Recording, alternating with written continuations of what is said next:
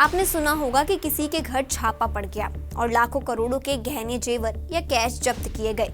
लेकिन क्या आपने कभी ये सोचा है कि आखिर इन पैसे, जेवर वगैरह का क्या होता है और कौन ये छापेमारी कर सकता है? चलिए इसको विस्तार से समझते हैं कि ये सब जाता कहाँ है। सबसे पहले समझते हैं कि कौन कौन ये छापा मार सकता है। तो आपको बता दें, देश में अवैध धन, बेनाम संपत्ति या फिर बिना हिसाब किताब के गहनों की आशंका होने पर विशेष सरकारी एजेंसियां कार्रवाई करती हैं। इसमें प्रमुख है ईडी, केंद्रीय जांच ब्यूरो यानी सीबीआई, आयकर विभाग यानी इनकम टैक्स और पुलिस की आर्थिक अपराध शाखा।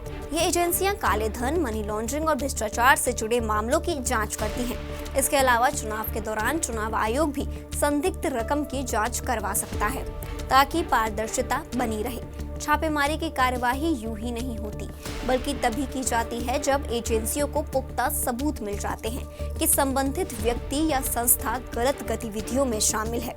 ऐसे मामलों में संपत्ति जब्त की जा सकती है और आरोपियों पर कानूनी कार्यवाही भी होती है। इन एजेंसियों का मकसद होता है काले धन पर रोक लगाना और आर्थिक अपराधों के जरिए देश को होने वाले नुकसान से बचाना।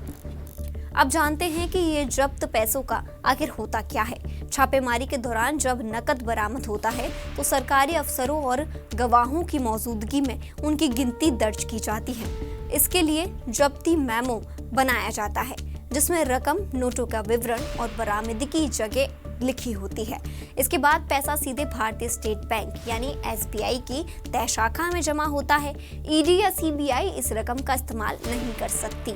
यदि आरोपी अदालत में साबित कर दे कि पैसा वैध है और टैक्स भरा गया है तो रकम वापस मिल सकती है, अन्यथा ये स्थायी रूप से भारत सरकार के खाते में जमा हो जाती है। वहीं बात करें गहने और जमीन की, तो अगर किसी के पास छापेमारी में गहने, जमीन, मकान या गाड़ियां मिलती हैं जिनका सही दस्तावेज नहीं होता तो एजेंसियां उन्हें भी जब्त कर लेती हैं।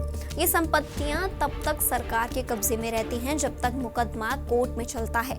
अगर आरोपी दोषी साबित होता है तो कोर्ट के आदेश के बाद ये चीजें नीलाम कर दी जाती हैं।